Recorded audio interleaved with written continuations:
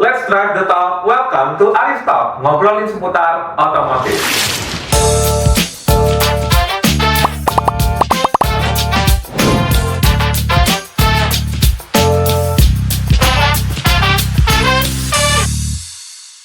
Nah, Sobat Arista, seperti yang Sobat Arista ketahui ya, semakin kesini dunia otomotif itu berpindah dari ICE ke EV. Dari yang dulunya bahasannya itu tentang suara mesin, aroma bensin. Nah, sekarang sudah berubah arah industri ini kepada yang dimana kalau kita dengar tuh nggak dengar apa-apa, suara mobil listrik. Ya, nah mobil listrik ini tuh dibaliknya banyak teknologi yang mendasari dari mobil listrik ini. Nah, ini yang akan kita bahas hari ini terkait era electric mobility. Di Indonesia itu semakin banyak EV ya yang muncul di perjalanan nih sobat teman-teman. Nah, episode kali ini kita bakal bahas tuntas terkait mobil listrik itu sendiri, kemudian cara kerjanya sampai gimana cara merawatnya, bahkan mitos-mitos yang mungkin kita sering dengar nih sobat Arista. Nah, pada kesempatan kali ini kita bakal kedatangan satu bintang tamu yang sangat hebat gitu ya. Beliau sudah mengharumkan nama bangsa di kancah internasional, terutama di Hyundai World Skill Olympics sebagai Grand Champion di tahun 2023. Yang langsung aja kita sambut Mas Haidar Ali. Gimana Mas Haidar Ali? Pak Rizky. Alhamdulillah baik. Baik, sehat. Baik. Alhamdulillah. Masih sehat. Alhamdulillah sehat juga ya. Oke, nah mungkin buat yang belum kenal ya dengan Mas Haidar Ali ini, langsung aja kita perkenalan nih. Mungkin bisa diceritain Mas, gimana sih jalan karirnya bisa sampai memenangkan Grand Champion nih, terutama internasional loh ya. Itu gimana? Oke, mungkin saya cerita dari pas pertama saya mungkin masuk ke dunia otomotif kali ya. Saya dimulai itu waktu awal itu kan Hyundai ya. Saya sebelum Hyundai itu sebelumnya sempat di brand Mitsubishi Arista di Kalimalang sebagai mekanik dulu 2018. Habis lulus sekolah langsung masuk situ. Kurang lebih 3 tahun di Mitsubishi, dan Mitsubishi pun saya sebenarnya sudah pernah ikut kontes juga ya. Oh, pernah juga? Pernah. Di situ waktu itu ada kontes kandidat ASC, Asian Skill Competition. Oh, ASEAN, tingkatnya ya? Cuman masih seleksi di Indonesianya waktu itu saya lolos sampai Seleknas ya, seleksi nasional 2019. Tapi sayangnya pas di situ saya nggak lolos sih, nggak jadi perwakilan di situ. Itu waktu di Mitsubishi. Terus saya pindah ke Hyundai 2021. 2021 itu saya masuk ke Hyundai sebagai teknisi juga. Kemudian di Hyundai pun juga ada kontes ya, Kemudian di kontes itu saya lolos sampai nasional. Dari nasional saya alhamdulillah menang juara 3 ya. Juara 3 sebagai di kontes nasional tersebut. Nah, dari nasional itu ternyata diseleksi lagi nih untuk yang 1 2 3-nya untuk sebagai perwakilan untuk maju ke World Skill Olympic Hyundai 2023. Oh, internasional, masuk ke internasional itu ya? Betul. Nah, itu waktu kontes nasional itu kan 2022. Nah, jadi untuk persiapan ke kontes internasional WSO World Skill Olympic di 2023. Nah, itu kita seleksi dulu nih, karena kebetulan dari HMC-nya dari Hyundai Koreanya di pusat ya, cuma ngasih 1 kota untuk Indonesia dan hanya EV kategori. Jadi kategori EV sebenarnya ada 3 EV, ada ICE sama CV ya, commercial vehicle. Nah, Indonesia hanya kebagian EV. Itu, nah itu kontes WSO ya. Nah, intinya pada akhirnya pas seleksi itu ya, seleksi untuk perwakilan sana. Nah, yang satu ini udah nggak ikut karena dia udah naik jabatan duluan. Jadi hanya diadu juara 2 dan juara 3 saya. Juara 2 yang dari dealer lain ya, itu diadu ya, dari situ saya lolos alhamdulillah. Terus udah itu 2023 Juni ya kan, dapat pengumuman bahwa saya lolos. Terus di Julinya saya digembleng tuh oleh Hyundai pusatnya, Hyundai Indonesia ya, HMID Hyundai Indonesia di HTA Hyundai Training Academy di Cikarang. Itu digembleng ya kan, di latihan kita selama 3 bulan sampai berangkat nanti di Oktobernya. Berarti persiapan buat internasional benar-benar 3 bulan aja? 3 bulan, tapi sebenarnya 3 bulan pun nggak full. Maksudnya Senin Sabtu Jumat tuh nggak seluruh situ. Jadi 2 bulan awal itu jadi kayak selang-seling gitu. Jadi di 1 minggu itu kadang 3 hari, kadang 4 hari ke sana untuk training. Kita fokus ini ya, EV ya. Nah, karena kan kita kategori EV. Nah, kontes di sana itu untuk EV kategori, untuk semua kategori lah, itu dites 3 jenis tes. Yang pertama written test, tes tertulis. Kemudian ada practical test, ya kan, sama VR test. VR. Jadi kita ada tes pakai VR juga. Betul. Nah, di written test yaitu soalnya sebenarnya general, nggak EV doang. Tapi pakai bahasa apa itu?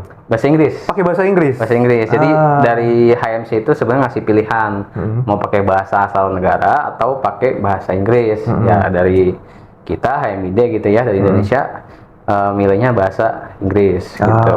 Ya untuk mengurangi translate yang mungkin kurang masuk gitu ya. Nah udah akhirnya ya kita latihan selama 3 bulan. Nah di bulan terakhir itu benar-benar full, tapi Senin sampai Jumat sebelum berangkat di tanggal 23-nya. Udah latihan, kita berangkat di sana ya kan, sampai Korea. Kemudian di hari pertama itu setelah opening langsung tes tertulis. Nah, tes tertulis itu serempak semuanya, semua kategori, 20 soal, ya kan. Alhamdulillah beres. Saya merasa harusnya oke lah jawaban saya gitu kan. Percaya diri lah waktu itu ya. Itu ya, karena udah lumayan lah kita latihan kalau saya Tapi rasa. ngelihat pressure dari peserta lain gimana tuh? Kan ramai banget pasti kan. Ya sebetulnya ya pas saya awal sampai di sana pun, pas awal kita kan ketemu di hotel ya, kita check in dulu gitu kan. Nah itu nyampe sebelum masih di bawah jam 12, artinya kita belum bisa check in dong, kita masih nunggu. Nah selama nunggu itu banyak peserta-peserta dari negara-negara lain tuh yang baru datang dan sebagainya gitu kan. Nah itu sebenarnya udah semacam ada pressure lah. Kalau kita lihat negara-negara lain tuh kelihatannya kayak udah yang pengalaman katanya banyak lah, udah yang tinggi terus dan sebagainya. Well prepared lah. Well prepared, gitu ya, kelihatannya udah profesional banget gitu. Ya dari situ udah wah ini berat nih lawan nih. Cuman trainer saya Pak Ardi ya di HTA itu selalu bilang udah kalau udah latihan udah maksimal, sampai sana nothing tulus aja, nggak usah ada beban, nggak usah mikir menang kalah. Lakuin aja apa yang udah kita latih gitu ya. Dan gak selalu mikirin kayak gitu. Ya dari situ udah ada pressure sebetulnya. Cuman setelah pas saya hari pertama ngeliat tes tertulis, soalnya itu maksud saya ngerasa pede ya. Maksudnya nggak kayak yang yang pressure itu gitu. Kalau udah ketemu soal, udah kita tinggal kerjain aja gitu kan. Nah di hari pertama itu setelah written test, lanjut VR test. Oh langsung VR berarti ya? VR, jadi dikasih jeda makan dulu gitu ya, lunch ya kan. Setelah lunch itu dikasih juga satu ruangan ini untuk demonstrasi penggunaan VR test dulu. Jadi sebelum masuk ke ruang tesnya ya kan, bergantian. Jadi dari kalau nggak salah dari kita barengan. Intinya kita dikasih demonstrasi dulu 5 menit sampai 10 menit ya kan, nanti udah ada urutannya yang udah selesai habis langsung praktek VR testnya gitu ya. Nah untuk EV kategori sendiri itu yang di VR test itu yang dites itu terkait dengan prosedur penurunan baterai. Baterai high voltage. Berarti lepas gitu ya, lepas baterai, turun baterai, sama prosedur penggunaan alat coolant discharge-nya. Jadi untuk ngeluarin coolant itu pakai alat SST tertentu, sama tesnya. Jadi leakage test lah, tes kebocoran si baterainya itu sendiri. Itu ada di VR testnya. Waktunya hanya 10 menit. 10 menit aja? 10 menit aja. Semua itu dikerjain, turun baterai, betul, lepas keluarin coolant. Betul. Jadi sebetulnya itu ya VR itu simple sebetulnya. Jadi nggak kayak di aktual ya. Kalau aktual mungkin untuk pekerjaan turun baterai, penggunaan alat itu pasti makan waktu yang lumayan lah, bisa setengah jam sampai 1 jaman. Tapi kalau di VR test simple ternyata. Jadi kayak kita cuma ngarahin ke satu baut, kita tinggal pencet nanti baut lepas. Gitu. Cuman ada urutannya. Kita kalau misalkan nggak tahu urutannya, kita mau ngapain juga malah nggak kelepas-lepas atau nggak ada action di situ. Jadi itu udah memang harus dilatih juga sih. Gitu. Nah Nah, di VR test ini mungkin saya mau sharing sedikit cerita unik kali. Apa tuh? Nah, jadi di VR test itu kan waktu itu saya kan lagi posisi pengen ngelepas baterai ya. Nah, pas mau ngelepas baterai itu ada satu baut yang harus dilepas di bagian belakang kendaraan. Baut groundnya si baterai. Nah, saya pengen ke belakang, ya kan? Ternyata saya malah nabrak layar atau monitornya. Nabrak monitor? Secara realitanya ya, secara di VR itu masih jauh. Jadi pas saya jalan mau ke sana, tiba-tiba nabrak, kubrak. Kok bisa? Nah itu, untungnya monitornya nggak jatuh gitu ya, nggak pecah gitu ya.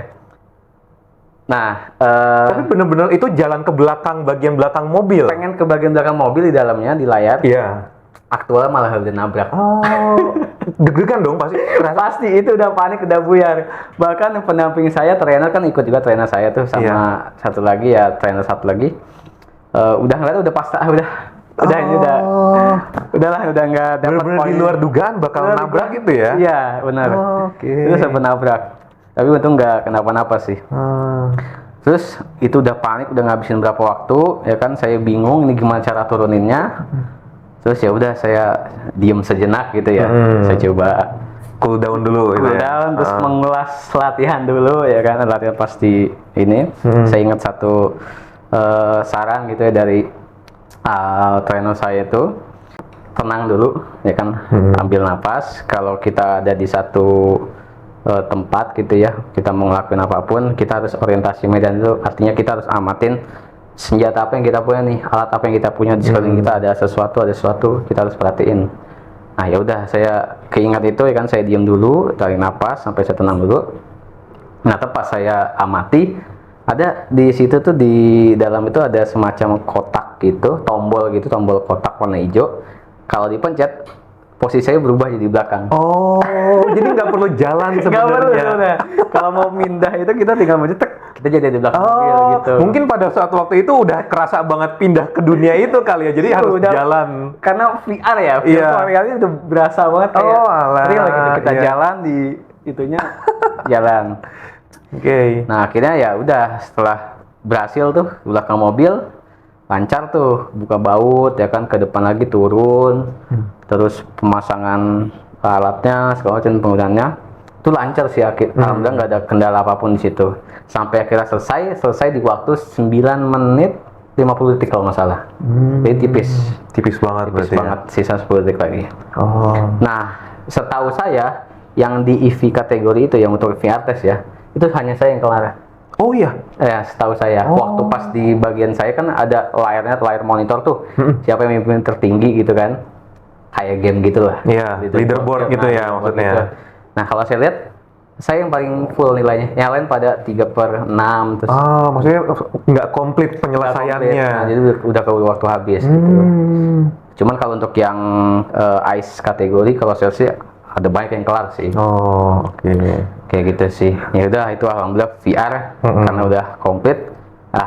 Ngerasa pede juga. Alhamdulillah lah kita selesai gitu kan. Nah, tinggal praktikalnya yang bobotnya paling tinggi. Nah, itu praktikal berarti ngapain tuh? Practical testnya itu dibagi jadi practical test itu intinya troubleshooting. Ada masalah. Ada berarti masalah, kita lakukan troubleshooting, kita harus beresin. Nah, itu dibagi jadi 3 sistem troubleshooting, 3 masalah lah. 3 sistem itu dipisah jadi 3 kendaraan. Nah, ada sistem body electrical pakai mobil Santa Fe, ya kan? Terus sasis electrical pakai mobil Elantra. Terus EV system lah, iya udah jelas karena EV kategori, itu pakai IONIQ 5. Nah, di body electrical system di Santa Fe itu masalahnya lampu headlamp ya, lampu itu nggak bisa mati, jadi nyala terus beamnya gitu. Kemudian sama banyak indikator error lah di clusternya gitu. Nah, terus intinya itu udah diberesin jadi ada si switchnya itu masalah lah, switchnya masalah, akhirnya dinyala terus, itu ketemu.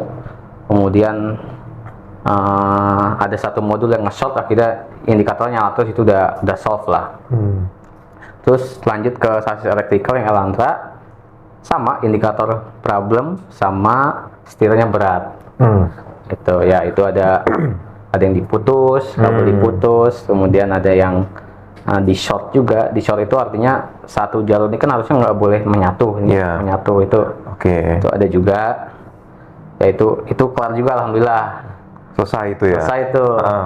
Kemudian yang terakhir yang EV, Ioniq 5. Dia masalahnya mobil nggak bisa ready, nggak bisa nyala, sama nggak bisa cas. Itu juga ketemu alhamdulillah masalah. Tapi benar-benar mobil asli yang dikerjain itu. Mobil asli, betul. Mobil asli. Nah itu practical test selesai semua. Jadi udah benar-benar dari written, VR, practical, alhamdulillahnya lolos semua itu. Meskipun waktu yang VR ada harus jalan kaki beneran, sebenarnya harus pencet tombol aja pas pindah ya. Betul, pas pindah ke belakangnya. Sebenarnya kita jalan memang jalan ya kan. Cuman ternyata kayak di lapangan di aktualnya itu cuman pendek, kalau di VR-nya masih panjang. Oke. Kayak gitu sih. Menarik juga ya ternyata ya. Tapi setelah selesai semua itu gimana tuh rasanya itu? Udah lega. Bener-bener. Udah lega, udah tinggal nunggu pengumuman, udah biarin lah mau hasilnya kayak apa. Udah maksimal kok ngerasanya gitu kan. Tapi terus ya udah pas pengumuman di hari besoknya gitu ya. Dari bronze kan disebutin itu bronze, bla bla bla disebutin ya kan yang maju akhirnya. Silver disebutin nama-namanya yang maju. Gold juga sama yang maju. Wah ini nggak ada yang disebut nih nama saya nih. Ini apa kalah? Udah merasa tiganya ya, bronze, silver, gold loh. Ternyata pas pengumuman Grand Champion Haidar Ali. Wah langsung. Jadi itu udah bener-bener deg-degan banget di akhir gitu ya. Banget di akhir itu. Wah ini antara emang nggak podium atau nggak Grand Champion nih. Waduh. Oke. Ternyata mereka bener-bener pelan-pelan dari. Ternyata di atas gold ada lagi. Ada. Jadi intinya Grand Champion itu yang skor tertinggi gitu. Mau dari kategori manapun. Karena bronze, silver, gold itu dibagi tiga kategori juga. EV ada ICE, ada CV. Nah, yang Grand Champion itu untuk yang skor paling tingginya lah. Mau dari kategori mana aja gitu. Benar-benar tertinggi di antara semua yang ada berarti di situ ya. Alhamdulillah sih. Masya Allah, keren banget ya. Kayak gitu. Nah kebetulan kan masuknya EV kategori ini karena hari ini kita bakal bahas soal EV nih. Kalau kita tahu sekarang kan makin banyak nih mobil listrik ya jadi bahan bicara gitu. Tapi kalau dari sisi teknis nih, mobil listrik semakin kesini trennya semakin berkembang. Tapi secara sisi teknis apa sih yang bikin tren mobil listrik ini berkembang? Itu di Indonesia terutama ya. Sisi teknis ya. Mungkin pertama itu dari motor. Kan jadi di EV itu kan pakai motor listrik yang sebagai penggerak utama ya. Dibanding kalau kita lihat di ICE kayak di bensin atau diesel pasti pakai mesin sebagai sumber penggerak. Nah sebetulnya untuk motor listrik itu sendiri tingkat persentase efisiensinya itu lebih tinggi dibanding mobil bensin dan diesel. Kenapa? Di di mobil ICE bensin diesel itu ada yang namanya rugi-rugi ya atau loss kayak semacam friction loss, pumping loss, terus kemudian heat loss. Ya kita ambil contoh lah mobil bensin tanpa turbo, kita ambil contoh. Dia itu kan udara masuk. Ya kan gimana udara itu masuk karena piston itu menyedot vakum. Menyedot itulah yang membuat jadi beban mesin. Dia mesin yang harus seputaran engkol itu bisa disalurkan menjadi tenaga, tapi karena dia harus ngevakum udara, itu kan akhirnya dia harus ngabisin tenaga itu gitu loh intinya. Nah itu yang dinamakan pumping loss dan ya lain-lain gitu. Heating loss, heat loss, energi yang menjadi pembakaran padahal kan ada panas, panas yang diserap sama mesin, coolant dan menjadi exhaust gitu. Jadi intinya kayak kita ambil contoh bahan bakar itu 100% energi. Nah, yang jadi tenaga itu bisa paling 20-30%, sisanya jadi 70% panas. Terus persentase untuk friction gitu kan. Friction loss juga sama. Jadi misalkan piston itu kalau pasti kan bersentuhan kan sama dinding mesin, dinding itu juga yang namanya friction loss, pengurangan energi juga gitu. Karena kalau kita tahu pernah ngelihat kayak film-film ini enggak sih? Yang kartun gitu yang kayak bukan mobil lah, kayak mungkin UFO kali ya, mobil yang enggak nyentuh nyentuh tanah gitu. Itu kan enggak ada friction loss tuh, pasti lebih kencang dibanding yang nyentuh dengan tanah ban. Heeh. Jadi itu pasti ada Itu pun juga ngaruh. pengaruh, itu pengaruh. Di ilmu fisika itu pasti pengaruh pengurangan energi. Tuh, jadi dari 100% energi hanya berapa persen yang menjadi tenaga penggerak, sisanya 70% dan sekian persen itu loss itu untuk menghasilkan tenaga itu. Sebanyak itu ya hilangnya ya? Sebanyak itu gitu. Itu kalau bensin ICE berarti? Ya sama kayak diesel pun sama. Dia itu apalagi friction loss ya, friction diesel itu kan lebih tinggi friction lossnya, karena kan komponennya lebih besar, kompresi lebih tinggi, artinya komponen itu harus lebih compact lah, lebih kuat gitu kan. Ada juga blow by loss, jadi blow by gas loss ya, jadi pembakaran itu saat piston ke atas kemudian terjadi pembakaran itu kan nggak semuanya terbakar di ruang bakar, pasti ada yang loss ke dinding, masuk ke karter, kemudian disalurkan lagi gitu. Itu kan nggak semuanya akhirnya menjadi hasil ledakan, itu nggak semuanya jadi putaran full gitu kan, pasti ada yang lossnya gitu. Nah itu kalau dipresentasikan ya mungkin bisa dicek sendiri gitu ya, kita lihat persentasenya itu masih rendah gitu untuk efisiensi energinya. Mungkin kalau ada teknologi yang kayak bisa memanfaatkan lossnya itu, misalkan oke, sekarang kan udah di IC itu kan udah cukup modern ya, kayak hasil pembakaran itu ada yang kadang pembakaran tidak sempurna. Nah akhirnya ini pembakaran tidak sempurna itu putarannya pun jadi kurang maksimal. Kemudian ada komponen mungkin namanya EGR, terus apa tuh? Ya, emission gas recirculation, sebenarnya itu fungsinya terkait emisi sih. Untuk mengurangi kadar NOx, ya kan. Cuman kan dia juga sebagai sirkulasi emisi juga nih, emisi yang nantinya bisa disalurkan kembali ke pembakaran. Nah, jadi pembakaran yang enggak terbakar sempurna ya, itu bisa disirkulasikan kembali untuk menjadi tenaga, itu bisa. Jadi untuk mengurangi loss itu tuh ada teknologi seperti itu. Ataupun kalau mungkin teknologi makin canggih lagi, dari sekian banyak loss itu mungkin heat loss dan sebagainya itu mungkin bisa dimanfaatkan lagi jadi energi bagaimanapun caranya gitu kan. Pasti ya mungkin kalau ada pasti itu bisa aja meningkatkan efisiensi, tapi tetap ya secara umum apalagi sekarang lah ya, di kondisi sekarang itu ya masih kalah efisiensi itu dibanding motor listrik. Motor listrik sebenarnya juga ada lossnya, cuman lebih kecil. Gitu, dia persentase efisiensi mobil itu kisaran 85 sampai 90 lah. Justru malah lebih besar. Jadi dari total energi listrik yang ada di baterai yang berhasil dikonversi menjadi gerak itu lebih tinggi. Gitu. Dia paling lossnya ada. Jadi kayak loss resistansi. Jadi misalkan dari baterai ya, energi listrik di baterai sampai ke motor itu kan pasti ngelewatin namanya kabel, busbar, terminal, ya kan. Itu kalau yang bagus harusnya nilai resistansinya itu kan 0,00 sekian ohm lah. Artinya di sini 400 volt teraliri ke motor 400 volt gitu. Ya, sama-sama itu. Sama, itu kan full. Cuma kan pada aktualnya tetap aja ada resistansi kecil, mungkin 0,01, 0, sekian, atau yang lebih parah mungkin ada 0,1 sampai 1 ohm gitu ya. Itu yang bisa mengurangi dari daya di baterai sampai ke motor. Itu jadi ada tersalurkan secara sempurna. Betul, itu yang namanya resistansi loss. Cuman biasanya sih kalau apalagi mobil-mobil baru ya, harusnya biasanya masih bagus resistansinya, tahanan lah resistansi gitu. Terus ada juga kayak EV itu kan pakai energi listrik ya. Pengoperasian kayak audio, kemudian kompresor, lampu segala macam itu kan juga pakai energi listrik. Jadi nggak semuanya energi listrik itu menjadi gerak untuk motor, tapi digunakan juga untuk aksesoris lainnya lah gitu. Yang itu yang bisa dianggap sebagai loss juga, meskipun nggak banyak sebetulnya. Gitu. Makanya kalau secara umum ya efisiensi motor listrik itu ya segitu, kurang lebih 80 sampai 90. Jadi secara teknikal benar-benar ya yang paling mendasar yang membuat mobil listrik ini semakin bagus gitu ya. Itu efisiensi. Betul, efisiensi. Gitu. Nah, kaget juga ya ternyata mobil bensin, mobil diesel terutama juga dia kita pakai bensin berapa, tapi yang jadi penggeraknya itu cuma 20-30% aja. Betul, kayak gitu. Mungkin kalau mobil-mobil IC itu bisa jadi efisiensinya tinggi, ya buat apa beralih ke EV gitu kan. Oh, oke. Karena- Ya. Nah, tapi balik lagi nih. Kalau dilihat dari sistem kerjanya, kayak misalnya hal mendasar yang bikin beda antara mobil listrik sama mobil bensin, apa sih komponennya gitu?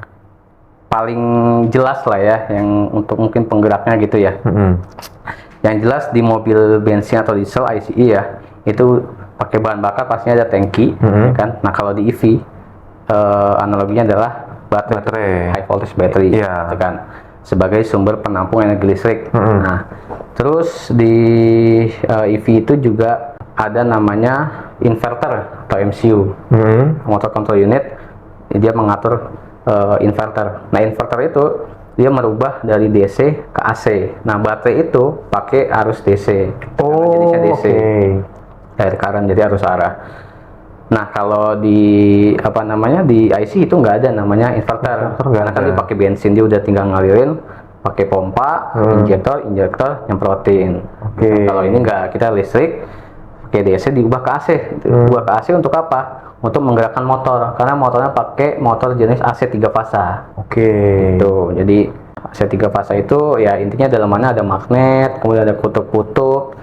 Dia akan mengatur si magnet itu supaya magnet itu kita anggap rotor, jadi penggeraknya. Rotor ya. Betul, Oke. rotor penggerak. Gimana caranya berputar?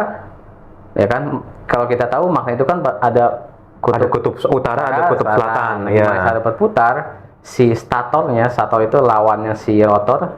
Nah itu akan bergonta-ganti tuh. Oke. Untuk dari utara selatan supaya si magnetnya berputar. Jadi yang makanya berputar. dirubah arus listrik sama si motor listriknya ini statornya. Betul. Tapi yang stator. muter itu Yang rotor. rotornya sebagai magnetnya. Karena oke. ini saya ambil contoh di Hyundai ya. Hyundai itu tipe motornya pakai PMSM, Permanent Magnet Motor Synchronous. Oke. Permanent Magnet Synchronous Motor, sorry kebalik. Oke. Nah itu, jadi dia cara kerjanya gitu dengan memanfaatkan baterai magnet ya, magnet dipasang di rotor sebagai rotor penggeraknya. Terus untuk memutarnya si stator itu akan berganti-ganti pole atau kutub supaya magnet itu berputar. Gitu. Nah itu ada kontrol lagi sebetulnya namanya MCU. Nah Kalau udah. transmisi, Nah kalau di di ICE itu kan transmisi ya, seperti yang kita tahu, Iya. transmisi ada yang matic, ada yang manual. nah iya, terus biasanya ada Tapi gigi tetap- 1, 2, 3. Betul, tetap mau matic manual kan tetap ada gigi 1, 2, 3 dan R gitu ya. Iya. Nah kalau di EV dia itu nggak pakai nama transmisi yang banyak gearnya gitu. Oh gitu, kenapa? Nah, dia itu pakai komponen namanya speed reducer, Reducer. atau ya reduction gear sama aja. Nah dia itu hanya punya satu gigi dengan rasio gigi yang fix, jadi hanya satu rasio Jadi gigi. nggak berubah rasio Nggak ada giginya. berubah. Itu beda-beda model, biasanya ya ada yang 1:7, ada yang 1:11 Oke. gitu. Jadi dia fungsinya menyalurkan putaran motor ke ban itu, dia mengurangi speednya tapi meningkatkan torsinya Oh. gitu.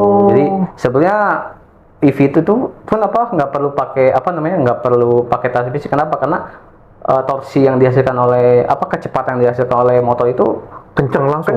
udah langsung ada. Nah itu makanya perlu yang namanya speed reducer, ngurangin kencengnya tapi torsinya dinaikin. Oke. Gitu. Karena kecepatan tinggi itu belum tentu kuat, Benar, berarti belum tentu kuat. akselerasinya doang ya, bukan torsi bawah. Betul, gitu. Jadi kalau masalah cepat udah nggak perlu ditanyain. Itu yang penting torsinya ditekatin gitu. Jadi makanya nggak perlu pakai transmisi yang kayak ada di mobil ICE. Oh, Kayak gitu. oke. Menarik juga ya, ternyata saya kira yang bedaannya cuman baterai sama motor listriknya doang, tapi ternyata transmisi pun juga transmisi. beda ya. Dan dia nggak ada gigi pindah gigi pun. Tetap ada ini ya, PRND aja sih. Jadi kayak matic oke. gitu. Jadi kalau D ya udah motor itu bergerak ke depan. R itu bukan gigi transmisi atau bukan reducer yang ganti gigi, tapi si motor itu berbalik arah. Oh, motornya justru yang Motor yang berbalik berbalik arah. arah gitu, Oh, diatur bukan oleh- gigi pindah gigi D, gigi R, bukan. Sebetulnya emang namanya R gitu ya, reverse. Iya. Tapi cara kerjanya justru malah motornya yang berbalik arah. Berbalik arah. Oh, Kayak gitu sih. menarik juga ya. Kalau yang kita tahu mobil matic ataupun manual ya, kita pindah gigi ya, transmisinya pindah, yang dia berubah jadi muter arah. Tapi mesinnya kan tetap muter satu arah itunya ya. Betul. Tapi kalau mau di EV malah motor motornya. listriknya. Oh. Nanti arah pergantian si kutub north south-nya, utara south-nya ya tinggal dibalik gitu. Dari si Berarti kalau dari yang barusan dijelasin gitu ya, komponen yang ngebuat mobil listrik jalan ini satu udah pasti ada baterai. Terus juga motor listriknya. Ya. Berarti yang dari baterai diarahin listriknya ke motor listrik. Betul. Dari motor listrik nyambung ke speed reducer. Betul. Atau kalau orang-orang bilang transmisinya lah. Ya. Dari transmisi atau speed reducer ini baru masuk ke roda. Ya, drive shaft, roda, Drive shaft-nya iya. diferensial, drive shaft, roda. Oke oke. Jadi benar-benar sedikit ya kalau mobil bensin berarti kan dari Bensin. ya tangki bensin, terus masuk ke selangnya, ke pompa, terus masuk ke mana tuh bagian injektor, ke mesin tuh harus ada geraknya lagi gitu ya. Betul. Makanya kenapa dia bisa lebih efisien karena itu. Betul. Jadi loss-nya nggak banyak deh. Iya, keren Lebih banget simpel. ya. Iya. Nah, pasti dengan hal yang lebih simpel itu efisien. Betul. Tapi ngerawatnya gimana? Kan electrical tuh kalau kita lihat ya. Ya, ya. Kalau dari perawatan justru terbilang cukup sederhana juga ya. Kalau di ICE itu kan cenderung banyak ya, karena kan ada mesin nyala itu banyak, ada sistem bahan bakar, sistem pengapian, sistem kompresi udah jelas dari mesin, sistem udara. Jadi harus punya 3 komponen itu. Pengapian, bahan bakar, udara, terakhir kompresi yang ada di mesinnya. Nah, 3 itu tuh. Kalau di 3 itu berarti kan kita harus cek juga kondisi di sistem udara kayak filter udara. Kemudian kalau di sistem bahan bakar ada injektor, ada filter, ya kan. Terus di pengapian ada busi, gitu kan. Terus belum sistem pendinginnya sama si di EV juga ada. Nah kalau di EV lebih simpel, kita nggak perlu ngecek itu semua, nggak perlu karena nggak ada pembakaran, nggak ada pengapian, nggak ada sistem bahan bakar, sistem bahan bakar, nggak ada ya sistem udara juga apalagi nggak ada. Jadi lebih simpel, nggak ada filter udara. Perawatan pun ketika servis rutin hanya kayak pengecekan filter kabin, filter AC, ya kan. Terus kemudian Filter AC pun di mobil ICE juga ada. juga ada. Terus brake fluid, ya, minyak rem. Terus sistem pendingin dari coolant-nya, kondisinya seperti apa, sama sistem ya underbody cek kaki-kaki, cek ban, cek rem juga pastinya, sama sisanya pakai komputer kita cek kondisi si baterainya. Ganti oli nggak ada? Oli, nah tadi kan speed reducer ya. Iya. Speed reducer itu juga pakai oli. Gitu, oli speed reducer dia sama lah kayak oli transmisi. Paling oli hanya itu aja kan. Kalau kita lihat di di ICE, oli mesin, oli transmisi. Kalau ada yang 4WD dia ada oli gardan, ya kan, oli transfer juga, itu juga ada. Lebih banyak kalau peroliannya lah. Kalau di ini lebih simpel. Justru malah ya karena dia nggak ada mesin, nggak pakai oli mesin berarti ya. Mesin. Paling ya oli speed reducer, dan itu biasanya umurnya juga lama sih. Dia nggak perlu sering-sering diganti gitu ya. Perlu. Paling kalau penggunaan berat aja paling 120 biasanya saran. Di buku servis juga bisa dicek sebetulnya itu ada. Setiap 120 km. Kalau memang penggunaan berat ya. ya. Itu kalau penggunaan biasa ya normalnya umumnya justru malah opsional, pengecekan itu nggak harus dilakukan gitu. Cuman ya untuk menjaga lebih baik begitu dilakukan secara rutin juga, dicek kualitasnya, kuantitasnya gitu. Berarti karena dia nggak ada barang-barang yang kayak filter udara mesin nggak ada, terus busi nggak ada, oli mesin nggak ada, malah justru lebih murah apa ya? Harusnya lebih murah. Hematnya ya. Betul, harusnya lebih murah. Kalau dilihat kan kalau di ICE itu ya oli, contoh lah kita ambil Hyundai Stargazer, Hyundai kereta gitu ya, oli 4 liter, satu oli 200.000 ya kan, kali 4 udah 800, filter 60, 870, belum sama jasanya, belum sama kalau servis 45 kan ada tambahan servis besar ya, ada ganti brake fluid, kemudian ya pengecekan rem lah, itu kan ada ininya juga ya, kosnya dan semua itu lebih tinggi dibanding kalau mobil EV perawatan rutin, penggantian part itu paling filter AC, sisanya ngecek sistem, sama paling pengecekan secara visual rem, pengecekan ban, Bisa dibilang lebih murah. pengurangan komponen yang harus diganti itu bisa sampai 80-90% ya? Iya, kurang lebih segitu. Berarti benar-benar simple banget ya? Simple. Tapi pasti kan ya tadi yang disampaikan ya, tetap ada yang diganti. Betul. Yang masih tetap harus dicek dan dirawat, udah pasti kondisi mesin elektrikal, gitu ya. Selain itu apa lagi tuh? Itu tadi ya, sistem pendingin, coolant, gitu ya.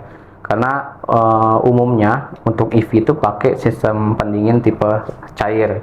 Tipe liquid, jadi bukan tipe angin gitu kan. Kalau yang hybrid biasanya masih ada yang pakai tipe pendingin si baterai itu pakai angin. Kalau EV biasanya udah pasti cairan. Nah, makanya itu harus diperhatikan betul-betul itu.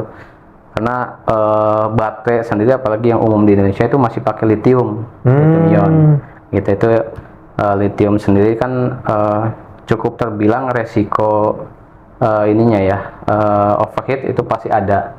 Apalagi yang lithium, NCM, nikel, kobalt, mangan dibanding LFP lebih stabil lah secara suhu. Cuman kalau untuk NCM itu resikonya lebih tinggi, makanya harus tetap termaintain suhu itu dengan coolant itu yang harus rutin diperhatikan.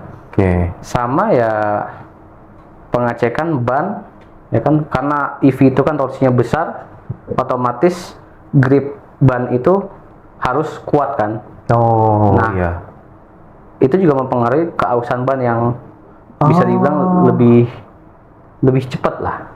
Karena torsinya dia gede ya, jadi grip ke jalanannya lebih. Betul, grip ke jalanan kan juga mempengaruhi frictionnya yang buat bannya cepat aus. Itu bisa, itu ada pengaruh ke sana juga. Itu harus diperhatikan juga gitu. Sama sistem AC. Sistem AC Freon gitu ya. Itu juga harus dilakukan perawatan rutin. Karena emang tadi saya sebutkan untuk sistem pendingin baterai itu kan pakai cairan coolant. Tapi ada satu kondisi, si cairan coolant ini perlu didinginin juga oleh freon. Gitu. Jadi tergantung kondisi nanti pendinginan baterai. Ketika dia memang perlu pendinginan banget gitu ya, entah kondisi penggunaan yang agak berat ataupun kondisi ambien suhu sekitar ambien temperatur itu cukup tinggi gitu ya, itu bisa ada mode seperti itu. Nah, mungkin kalau dari pandangan Mas Haidar nih, kira-kira mobil listrik ini bisa jadi kendaraan utama di masa depan nggak? Bisa sih, kalau bisa jadi, karena tantangan terbesarnya ini kan pasti kalau kita lihat makin banyak mobil listrik. Yang ngebuat tantangan mobil listrik ini bisa diterima sama masyarakat tuh apa? Yang jelas ini ya, kita harus banyak edukasi juga ke masyarakat gitu ya. Gimana sih perawatan EV gitu ya, dan bagaimana cara pakai yang aman, baik itu saat charging, kemudian saat penggunaan. Terkait operasional, pastinya dibanding mobil ICE yang kalau kita habis bensin tinggal isi bahan bakar di pom bensin gitu ya, yang udah tersebar di mana-mana pagi di Indonesia, dan waktu yang cepat, itu jadi tantangan sebetulnya di bisnis EV ini gitu kan. Infrastruktur charging lah yang menjadi tantangan juga gitu, harus lebih memadai, lebih banyak, dan waktu chargingnya gitu. Sebetulnya waktu charging pun sebenarnya bisa dikompensasi dengan banyaknya SPKLU ya namanya. SPKLU sih sebetulnya kalau menurut saya. Gitu. Nah, ini mungkin pertanyaan dari beberapa yang banyak saya dengar juga ya. Mobil listrik, namanya kan listrik ya, kena air ada khawatir kesetrum. Kalau mobil listrik lewat banjir, itu gimana tuh? Sebetulnya itu ada batasnya ya, ada yang masih bisa ditoleransi, ada yang tidak. Jadi umumnya gitu ya, untuk saya ambil contoh di Hyundai gitu ya, untuk Ioniq 5 itu ada IP rating, atau IP rating ya, Ingress Protection. Jadi dia tahan air gitu ya, tahan air atau intinya dia nilai kekedapan lah. Kalau yang digit pertama itu kan untuk kekedapan terhadap udara gitu ya, debu dan sebagainya. Kalau yang 2 digit belakang itu kan yang untuk kekedapan air. Nah, di Hyundai ya, Ioniq 5 saya ambil contoh itu IP-nya 67. Nah, 67 itu 6 itu udah paling maksimal, artinya dia udah nggak bakal bocor dari sisi udara. Nah, 7 itu artinya dia itu bisa tahan untuk 1 meter. Oke. Untuk 1 meter selama 30 menit. Oh. Nah, tapi kalau untuk itu kan baterainya aja ya. Iya. Tapi kan ketika diaplikasikan ke kendaraan dan nyebrang banjir, batasan yang diberikan oleh contoh Hyundai itu ya paling setengah ban sih. Oke, setengah ban ya. Gitu, setengah ban dan jangan kelamaan. Itu kan sama aja jatuhnya kelalaian gitu kan. Oke, Kita iya. harus aware juga terhadap hal itu gitu.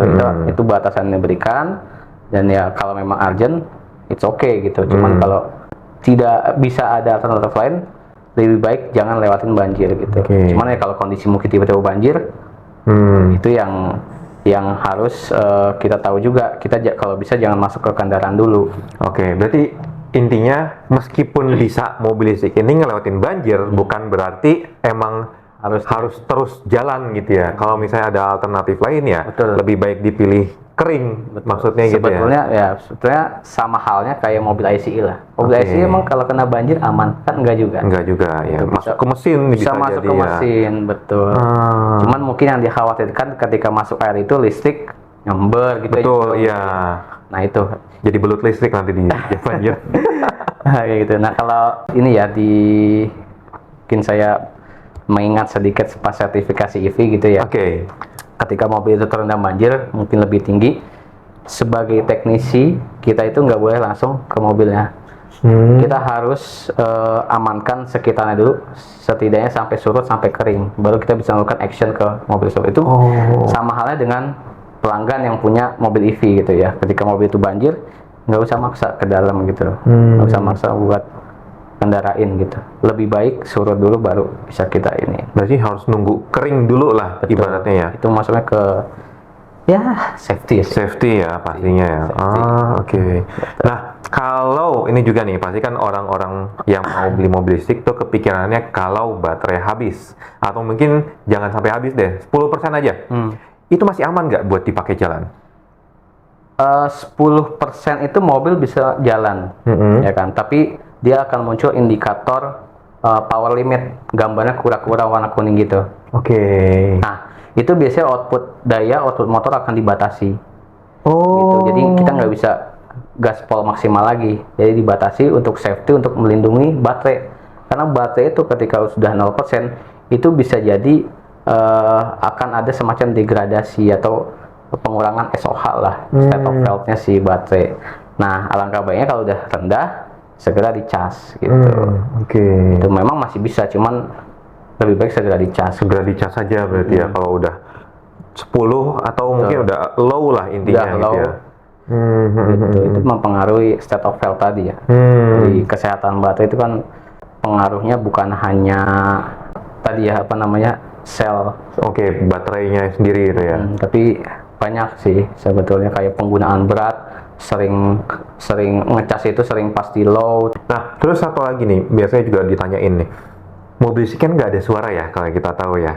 Benar-benar senyap dibandingin mobil ICE. Betul. Nah, apalagi kalau misalnya lewat jalanan yang mungkin banyak anak-anak main atau apa, itu ada sesuatu nggak yang bisa nanggulangin itu? Di EV sendiri ya, mungkin udah jadi standar juga sekarang. Oke. Jadi ada namanya sistem VSS, kalau di Hyundai namanya VSS, mungkin di brand lain akan beda namanya. Itu namanya Virtual Engine Sound System.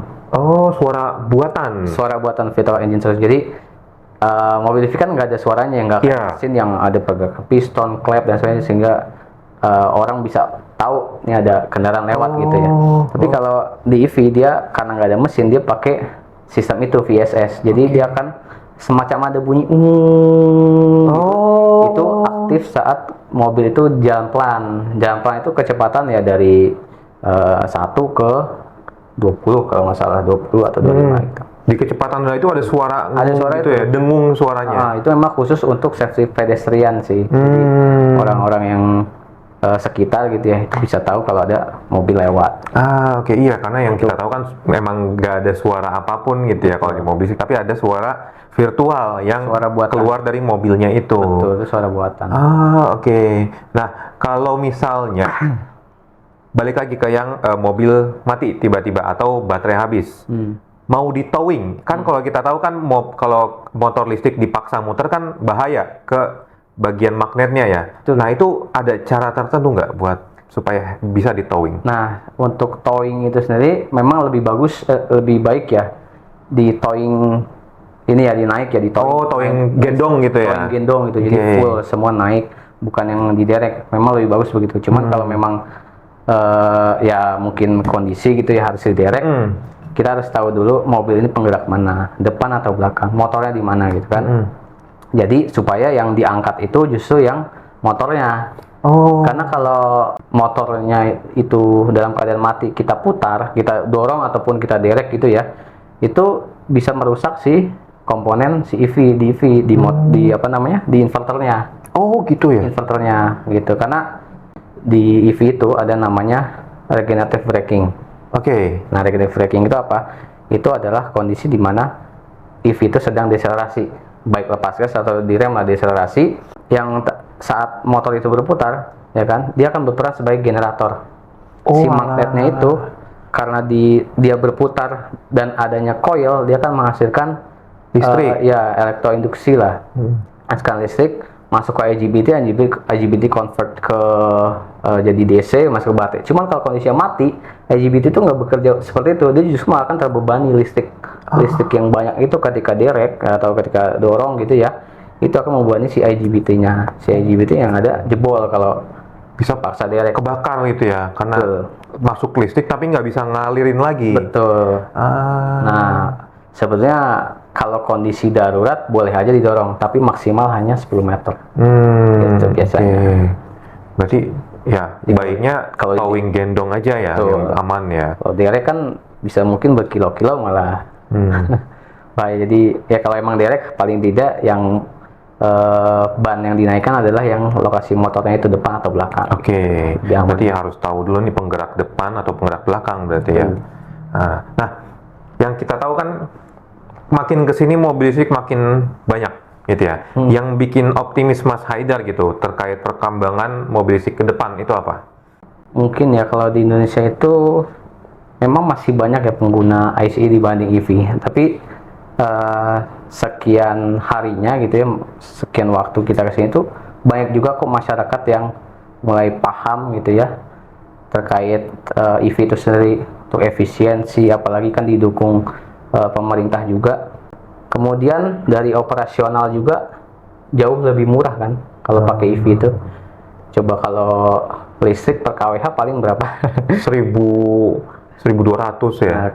Nah, 1.200. Terus kapasitas mobil listrik ya kita contoh Ioniq 5 72,6 kWh. Ya kan tinggal dikali aja tuh 1.000 sekian kali. Misalkan dari 50% berarti kan 30-an. Nggak nyampe sejuta ya. Dibanding kalau bensin mungkin 500, 400. Iya, itu pun juga kalau akumulasi sebulan bisa jutaan ya habisnya. Betul, gitu. Dan lebih responsif.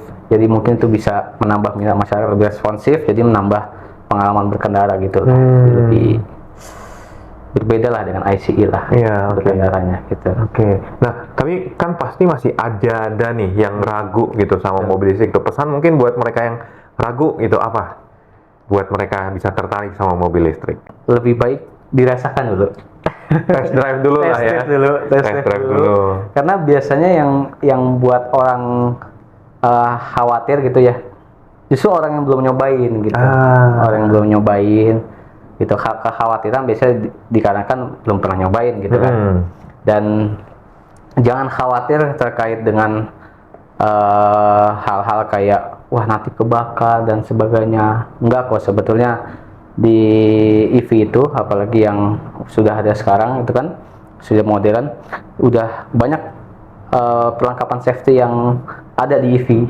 Gitu. Jadi bahkan sebelum mungkin ketika bahkan sebelum kendaraan itu rusak ataupun kenapa-napa, itu pasti sudah ada warning, sudah ada indikator, sudah ada semacam, sehingga bisa dilakukan pencegahan di awal gitu. Jadi ya itu. Jadi nggak perlu khawatir soal safety-nya ya. Safety-nya. Karena safety sistemnya sendiri pun sebelum terjadinya hal-hal yang tidak diinginkan udah diingetin dulu. Betul. Oke. Itu sih. Nah, mungkin terakhir nih dari Mas Haidar, tips supaya pemakaian mobil listrik itu tetap aman juga nyaman selama pemakaian. Untuk aman mungkin dari sisi kendaraannya ya, jadi lebih awet. usahakan ya pengguna mobil itu kalau bisa tadi udah di mention di awal, jangan sampai selalu kosong sampai kosong 0% bahkan mungkin 5% itu juga kalau bisa dihindari. Jadi ketika kita operasional ya kan, pakai pulang kerja atau pulang dari apa, taruh rumah, cas, besok udah penuh tinggal pakai lagi. Dan jadi itu masih paling strateginya seperti itu. Kalau misalkan udah pakai di rumah, cas, servis itu harus rutin dilakuin, jangan dilewatin males ya. yang kelewatan ya. Dan pelanggan pun sebagai pengguna EV bisa ngecek mandiri juga untuk hal-hal basic. Kayak misalkan setiap hari, setiap pagi ya kan habis sabut charger, terus ini nggak perlu dipanasin lah ya, cuman paling sekedar ngecek sekilas aja, buka kap, kita lihat coolant-nya tiap hari gitu kan. Gitu kalau itu kan ada max min ya, lihat aja kalau dia masih max ataupun setengah itu Masih aman. masih aman gitu kan. Cuman kalau misalkan tiba-tiba besok dicek udah min, itu harus dicek bengkel kan, Atau ada bocor atau ada apa bocor, ya. takutnya ada bocor gitu kan. Terus bisa juga konsumen ngelihat kondisi ban seperti apa gitu kan. Terus ya indikator di dalam gitu. Sama ya itu sih paling Pak. Oke. Ya, intinya udah pasti Intinya itu sih, pemakaian harus aman gitu ya. Aman. Jangan sampai baterai kosong, pastikan selalu terisi. Nah, sama saat ngecas itu juga kalau bisa ya pas di rumah mungkin, atau mungkin chargernya di yang outdoor gitu ya. Terus kondisi hujan, kalau bisa sih dikurangin lah. Jadi ngecas itu kalau bisa dalam keadaan Kering. clean dan dry gitu. Oke. Berarti Jadi kalau mengurangi hujan resiko short dan sebagainya. Memang dia ada perangkat safety di port charger itu, semacam ada saluran air, ya kan. Tapi kalau hujan terus gitu ya, siapa yang bisa jamin itu kan, itu kalau nggak kena itu pasti ada batasan. Setiap lebih teknologi baik itu cari pasti aman lah ya kita ya. Oke. Mantap sekali Mas Haidar ya, banget. Hal-hal teknikal yang sebelumnya kita nggak tahu ternyata sedetail itu, dan bahkan fokusnya buat safety dan kenyamanan pengendara dan penumpang bahkan ya. Itu. Oke. Mantap sekali Mas Haidar, terima kasih sudah ngasih bahasan-bahasan teknikal yang lumayan dalam ya buat kita semua ya. Oke Sobat Arista, terima kasih juga sudah ikut mendengarkan. Sampai jumpa kembali. Jangan lupa untuk like, subscribe, dan juga share video ini ke Sobat Arista yang lain ya. Oke, sampai jumpa. See you next time.